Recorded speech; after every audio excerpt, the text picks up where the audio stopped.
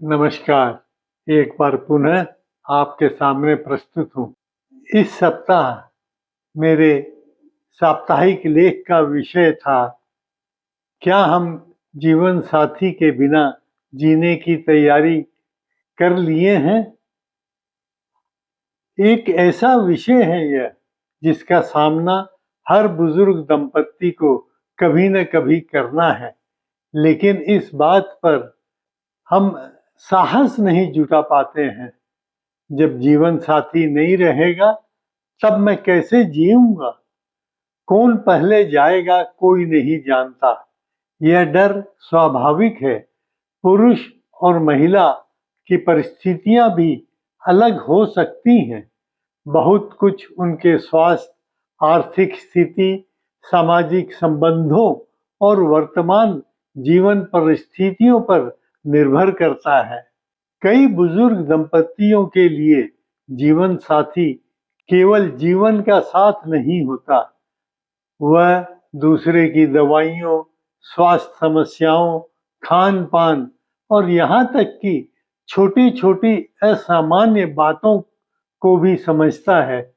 पेशेवर मदद इस कमी को कुछ हद तक पूरा कर सकती है, लेकिन ऐसी मदद न तो आसानी से सस्ती मिलती है और न ही हर जगह उपलब्ध होती है। अच्छी बात यह है कि स्थिति धीरे धीरे बदल रही है। बढ़ती जरूरत और बढ़ती वरिष्ठ आबादी को देखते हुए कई स्टार्टअप्स और संस्थाएं वरिष्ठ नागरिकों की देखभाल के क्षेत्र में आगे आ रही हैं। घर पर देखभाल, आपातकालीन सहायता, असिस्टेड लिविंग और सीनियर कम्युनिटी लिविंग जैसी सुविधाएं बढ़ रही हैं। कुछ वरिष्ठों के लिए अच्छी तरह संचालित सीनियर कम्युनिटी में रहना अकेले रहने की तुलना में अधिक सुरक्षित और साथीपूर्ण हो सकता है, लेकिन बड़ी संख्या में बुजुर्गों के लिए ऐसी सुविधाएं अभी भी आर्थिक रूप से संभव नहीं है। यही हमें अलग तरीके से सोचने की आवश्यकता है। हर दंपत्ति को धीरे धीरे यह सुनिश्चित करना चाहिए कि दोनों एक दूसरे के जीवन की जरूरी बातों से परिचित हों।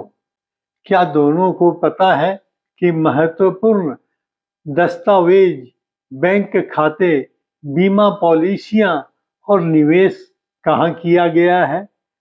क्या दोनों दवाइयों का प्रबंधन कर सकते हैं, आपात स्थिति संभाल सकते हैं और जरूरी कामों के लिए स्मार्टफोन का इस्तेमाल कर सकते हैं? क्या दोनों को उन महत्वपूर्ण लोगों के संपर्क नंबर मालूम है जिनकी जरूरत पड़ सकती है? ये बातें बहुत सामान्य लगती हैं, लेकिन जब एक जीवन साथी अचानक नहीं रहता तो यह छोटी बातें ही चुनौती बन जाती हैं।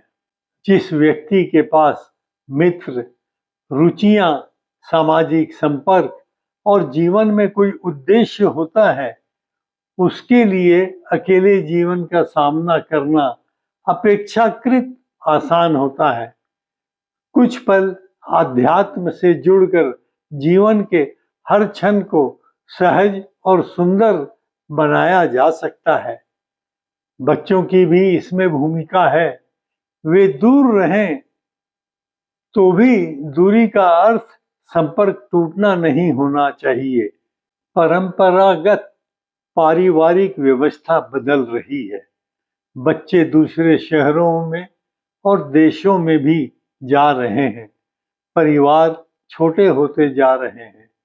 यह मान लेना कि बच्चा हमेशा अपने बुजुर्ग माता पिता की देखभाल के लिए उपलब्ध रहेगा अब व्यावहारिक नहीं है। हाल में सोशल मीडिया पर एक वीडियो चर्चा में रहा, जिसमें दो बेटियां अपने पिता के अंतिम संस्कार को स्क्रीन पर दूर से देखती हुई दिखाई देती है और 5100 रुपये का योगदान करती है। परिस्थितियों से सहमत हो या नहीं, ऐसी तस्वीरें आधुनिक जीवन की एक कड़वी सच्चाई सामने रखती हैं। इसका समाधान डर में जीना नहीं है, समाधान है तैयार रहना।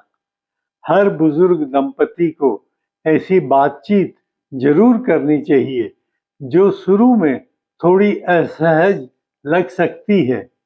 अगर हम में से एक नहीं रहा तो दूसरा कैसे जीवन बिताएगा?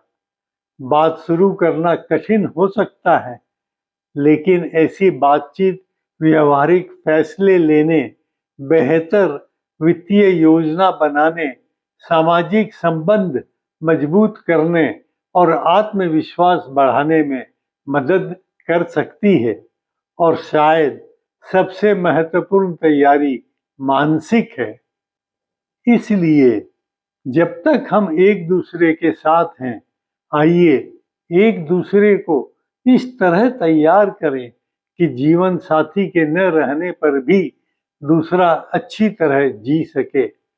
यह मृत्यु के बारे में सोचना नहीं है, यह उस व्यक्ति के जीवन की चिंता करना है जिससे हम सबसे अधिक प्रेम करते हैं।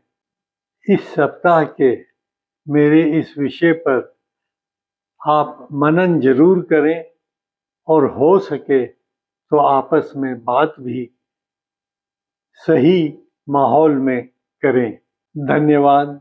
अगले एपिसोड में फिर मिलेंगे ऐसे ही कुछ मुद्दे को लेकर।